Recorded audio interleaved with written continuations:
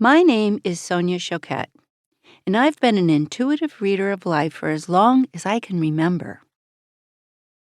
By that, I mean I am able to perceive far more than meets the eye, far more than is evident in the physical world around me, far more than is revealed by the past or is known about the future. In other words, I use all my senses, outer and inner, to understand the nature of energy and what's actually happening within and around us. I've often been asked, when did you first realize you had this gift? Or, when did you develop this weird ability that allows you to see into life in a way that others don't? The truth is, I don't remember beginning to read life. It's just the way I've always been. And I wasn't the only one in my family who could read life.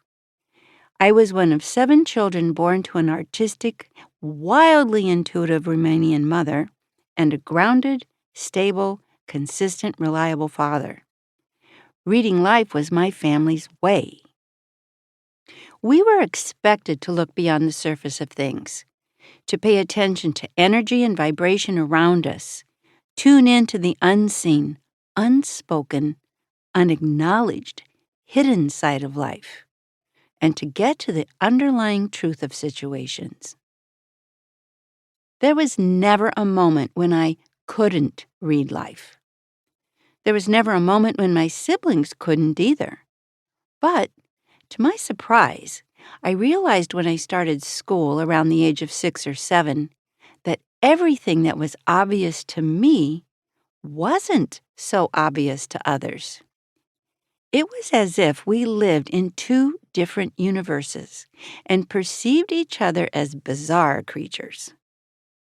Unlike my classmates, I could easily read my teachers. I knew when they were in a bad mood. I knew it often had nothing to do with what was happening in class, and I knew the minute they walked in the door whether we'd have a test or not, whether they'd be fun and available or distant and crabby that day, and I adjusted myself to prepare for what was coming. In my family, reading life was our primary way of living.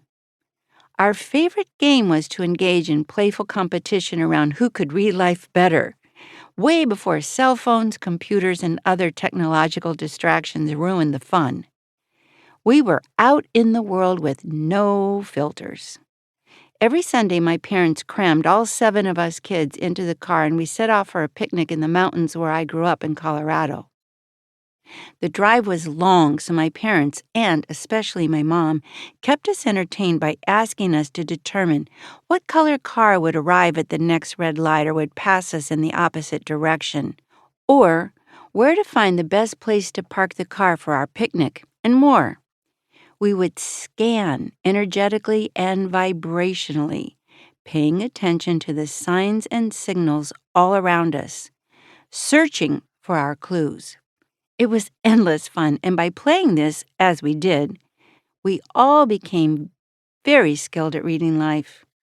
That is, determining what was really going on, receiving the signs and acting on them. While reading life was entertaining, what troubled me was wondering how people who didn't read life could function. How could you walk into a world not tuning into the energy around you? How could you be safe if you ignored the energy and signals others were sending you? If you were not responding to, or even more inconceivably, not receiving these clear signals and signs, or sensing the energy of other people or the flow of life around you, how could you possibly experience any connection or find direction? It would be like walking in the jungle at night without a flashlight or any protection. In other words, dangerous.